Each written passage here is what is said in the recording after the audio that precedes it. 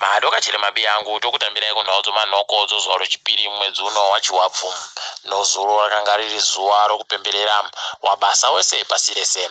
Tinoemba kuti makaitiwa zvisvinu ikweyo kwamamuri muna dzanyasi wa Chamisa nozulo mureketo wawo wokureketa nozuwa rowabasa wakasimbisisa pfungwa yokuti Wabasa hurumende no munyika mese wagopuwe mari yokunze konyika yokuAmerika.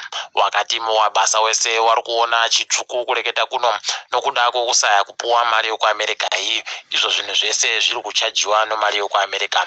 Hino kana zvikagotetekewa nomakambani pabodzipo nohurumende izvozvi, asi tinoemba kuti zvichatetekewa. Tiri kufara kureketa kuti basa ratakambokunyepai kuti rokunadzirisa nokuwandudza nokupfumbidza nzvimbo yezambuko robert bridge rakutandapo kare. Kwai kureketa kuno kuchaita masondo anosvika kana matanhatu chaiwo, wanhu wachinonoka kutekaira kunyanya wanenge wachipinda munyika pazambuko pa. Izvi zvichagona kukonzeresa kuti wanhu wanetseke zvikuru kana vari kuda kuita mabasa avo, panenge pachiribe kutekaira kokumhanya-mhanya. Wajaira kuita karikiriki kutekaira ku aiwa hwendo huno wanenge watoita kwadi-kwadi kujakorovha.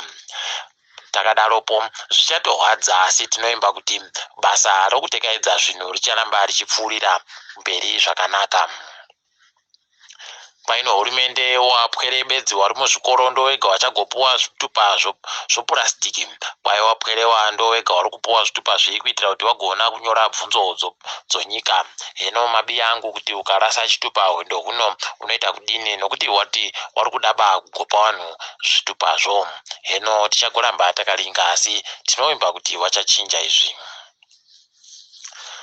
Kwai kureketa kuno wana murairidzi wari kuramba zvakareketiwa mumapepa nhau kuti wari kubhadharisa wabereki imwe mari yokuAmerika pamusoro kuti wagofundzise wapwere wawo. Wangotiwo isu takandobatikana kuti tiri kuzvikona ba zvokutekaira kuenda kumabasa pabodzipo nokuita kuti tigone kusenza zvezvino. Hino kana chiri chokwadi kana kuti chokwadi ndochipi tichazviziva ba kureketa kuno, asi tinoemba kuti wapwere wedu wachazosvikawo pakufundisiwa zvezvino.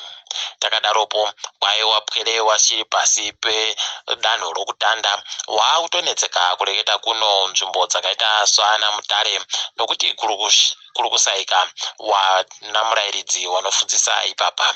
Unotosaya kuti hurumende iri godaro neiko, iwo wana murairidzi wakafundzira basa waripo wari kusaya mabasa kudzimbako. Hino mabi yangu kuti chokwadi chaicho ndochipi, asi tinoramba tichindoti dai wawatora kuwafundisa. Mumwe mugweta weZimbabwe anogara kuAmerika akanga amboisiwa kuti ndiye aite mutungamiri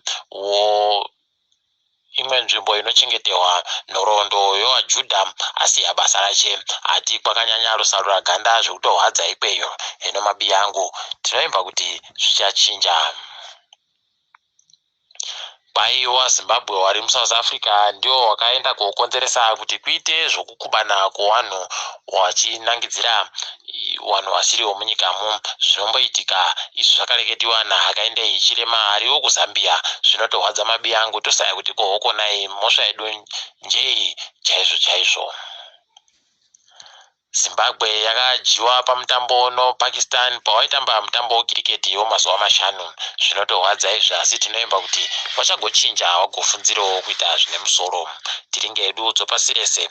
Kwai zambuko rokazungurara kuchizovhuwa kuzuva rochigumi mwedzi uno. Zimbabwe ichataikiwa zvikuru nowanhu vazhinji vanenge vachibva Botswana kuenda kuZambia, nokuti panga paribe imwe nzira kunze kwokupfuura nomuZimbabwe. Zvichahwadza mabi yangu.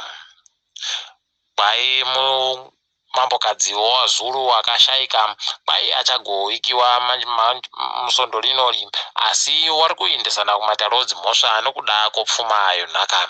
Zvinotorwadza izvi mabi yangu.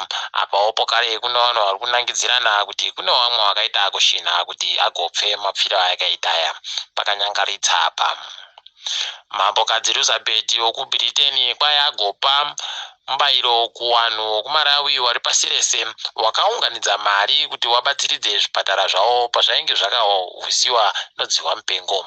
Toramba tichitenda maitiro akadari nokutoti vanhu nyika iyi wakaita hatu zvinhu fani. Mukahatikidzwa kanyasi kwai kuno vanhu vanotsigira Manchester United wapinda munhandare yeOld Trafford nyasi apo waenda kuti mutambo ungochida kutambiwa noLiverpool umisiwe. Ipapa kwai kuno vanhu vari kuda kugotenga chikwata choManchester United pabodzi nochoArsenal. Heno kana zviri zvechokwadi kana kuti manyepo, asi tinoemba kuti zvichagoitika kuti kuite kudekadzana kuzvinhu kuManchester United ko.